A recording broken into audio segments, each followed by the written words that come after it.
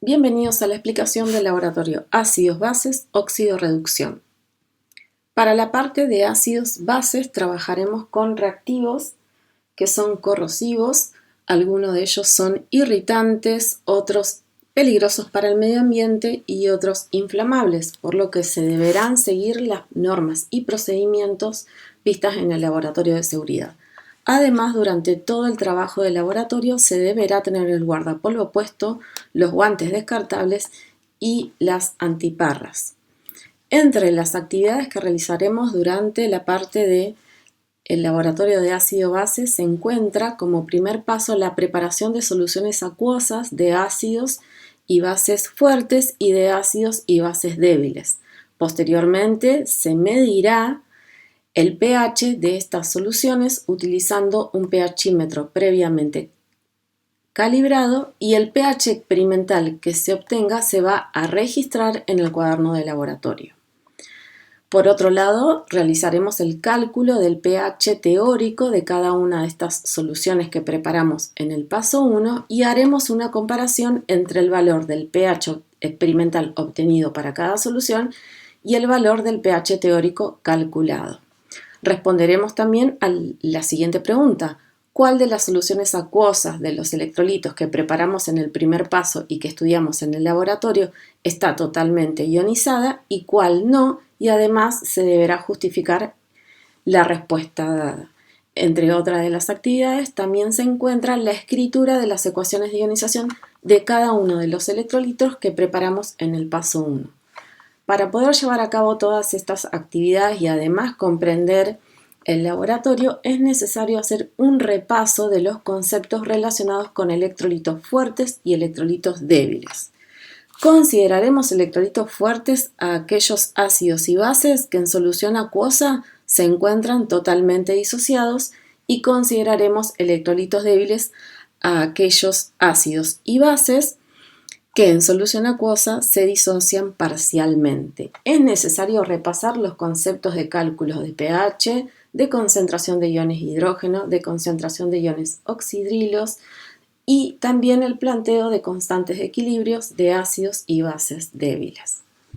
Para el primer paso, que es la preparación de soluciones acuosas, prepararemos una solución acuosa de ácido sulfúrico, una solución acuosa de ácido acético, una solución acuosa de hidróxido de sodio y una solución acuosa de amoníaco.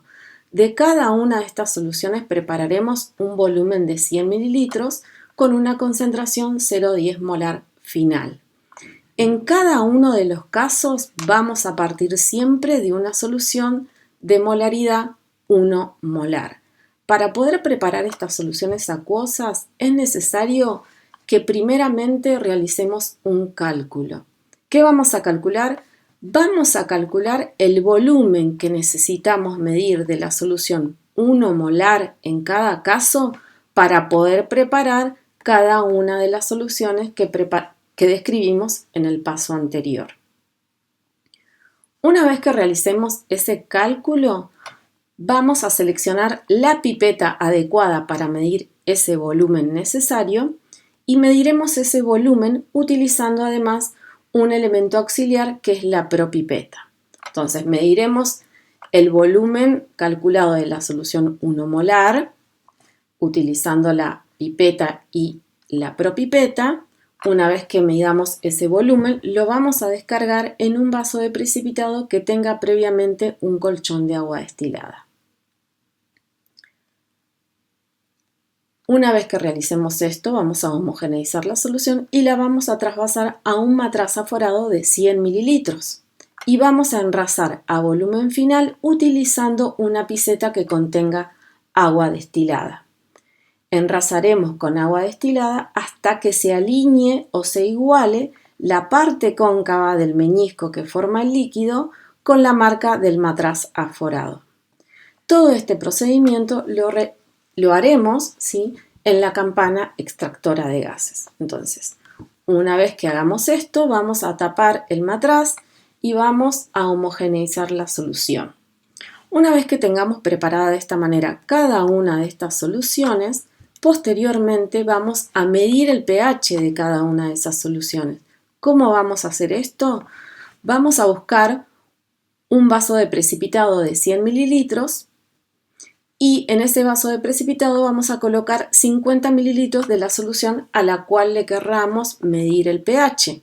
Posteriormente sumergiremos el electrodo del pHímetro, como vemos en la figura, de esta manera, y leeremos el valor del pH que nos figure en la pantalla. Posteriormente registraremos ese valor de pH, que para nosotros va a ser el pH experimental, en la tabla del informe del laboratorio. Haremos este procedimiento para cada una de las 4 soluciones acuosas que preparamos en el laboratorio. El siguiente paso, que ustedes lo pueden realizar en casa, es decir, pueden hacer este cálculo en casa, sería calcular el pH teórico de cada una de esas soluciones que preparamos en el laboratorio. ¿Cómo lo vamos a hacer?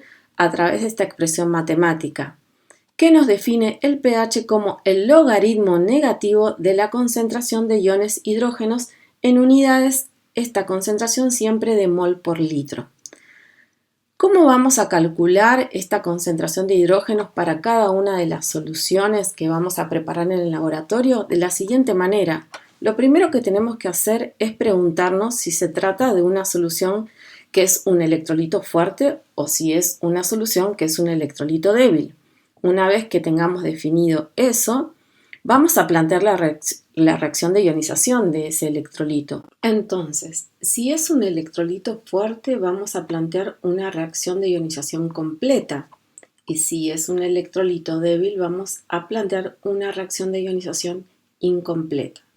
Una vez que planteamos la reacción de ionización correspondiente, calcularemos la concentración de iones hidrógenos. En este caso vamos a ver que si es un electrolito fuerte, vamos a tener que tener en cuenta las concentraciones de las especies antes y después de la ionización. Y si es un electrolito débil, vamos a tener que plantear la constante de equilibrio del ácido débil o de la base débil, según correspondiera, y en función de las concentraciones de las especies en el equilibrio, calcular la concentración de iones hidrógenos. Entonces, una vez que tenemos esa concentración de iones hidrógenos, la reemplazamos en esta expresión matemática, calculamos el pH teórico y comparamos ese valor con el pH experimental obtenido para cada solución.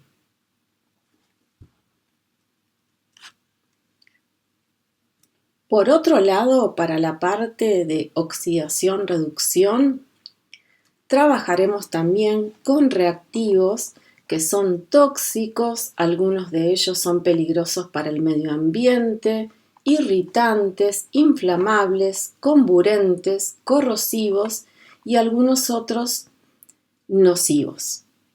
También deberemos tener el guardapolvo puesto durante todas las experiencias de laboratorio, como así también los guantes y las antiparras.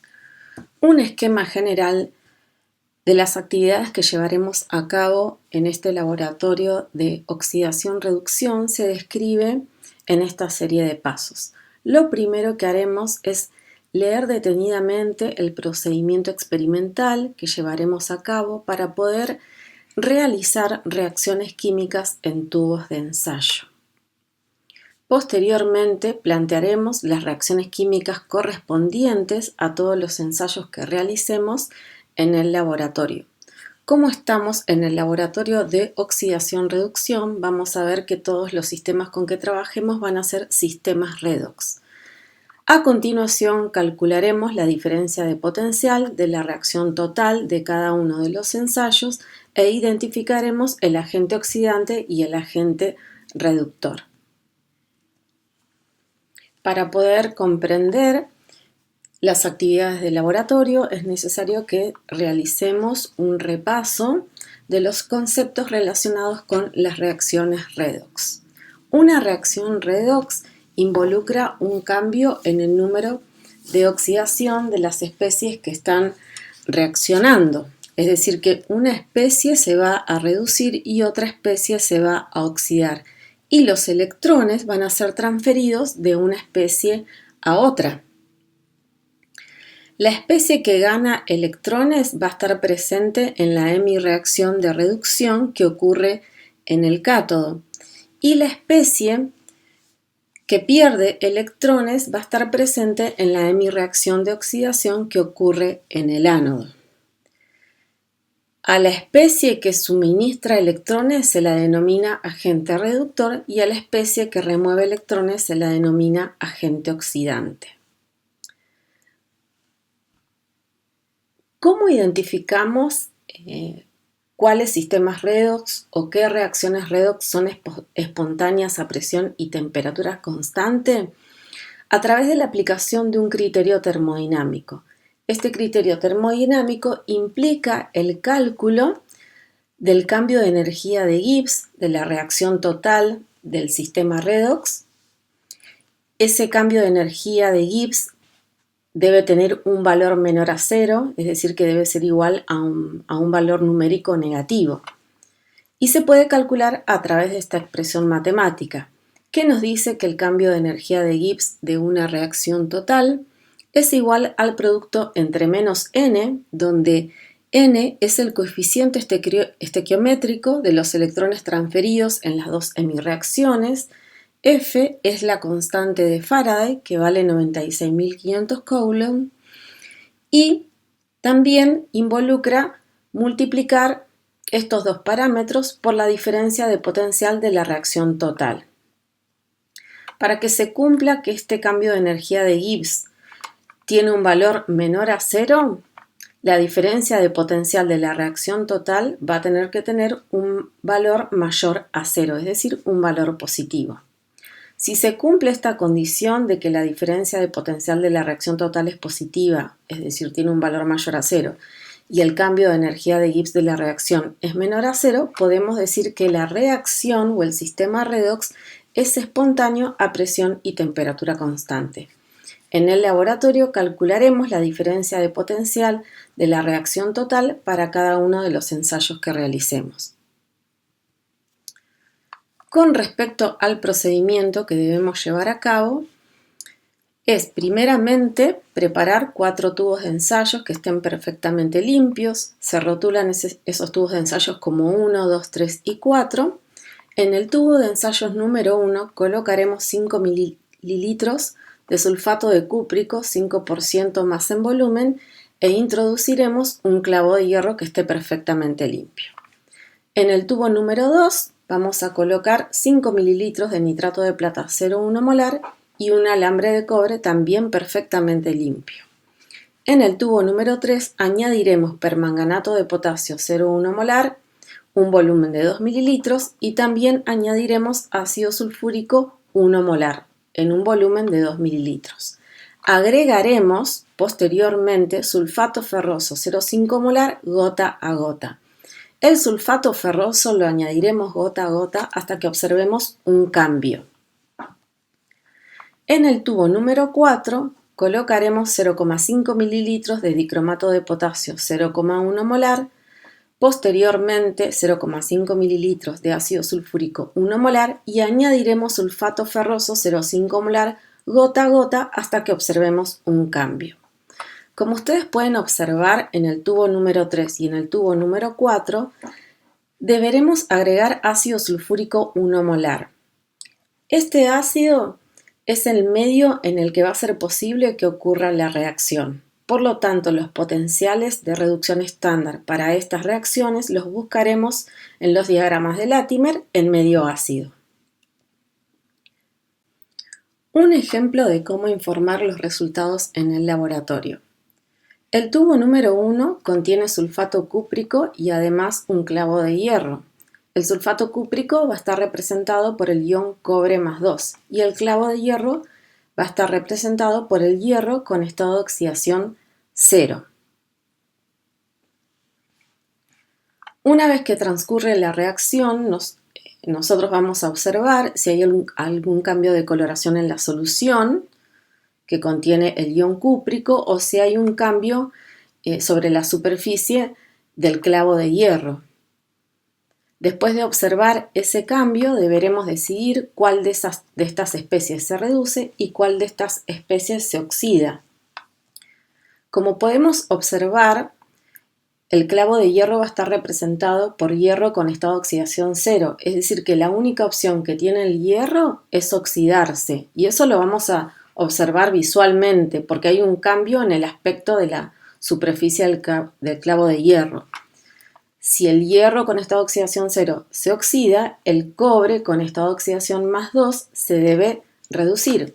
Por lo tanto, a continuación plantearemos las hemireacciones. Plantearemos para el cobre más 2 la hemireacción de reducción y para el hierro con estado de oxidación cero la hemireacción de oxidación. Para cada una de estas hemireacciones deberemos buscar el potencial de reducción que corresponda. Ese potencial de reducción en condiciones estándar lo vamos a buscar en los diagramas de Latimer que se encuentran en el anexo de la guía de química inorgánica. Balancearemos cada una de estas hemireacciones, escribiremos la reacción total, calcularemos la diferencia de potencial de la reacción total a través de esta expresión matemática como la diferencia entre el potencial de reducción correspondiente al cátodo menos el potencial de reducción correspondiente al ánodo. Esto sería de la siguiente manera. Esta sería la hemireacción de reducción, la hemireacción de oxidación, los potenciales estándar que corresponden para cada uno de estos cambios, la reacción total y la diferencia de potencial de la reacción total. ¿Quién sería el agente oxidante en este caso? El ion cobre más 2. ¿Y quién sería el agente reductor? En este caso, el hierro con estado de oxidación cero. Este procedimiento o esta manera de informar los resultados se debe repetir para cada una de las reacciones que se van a llevar a cabo en el laboratorio.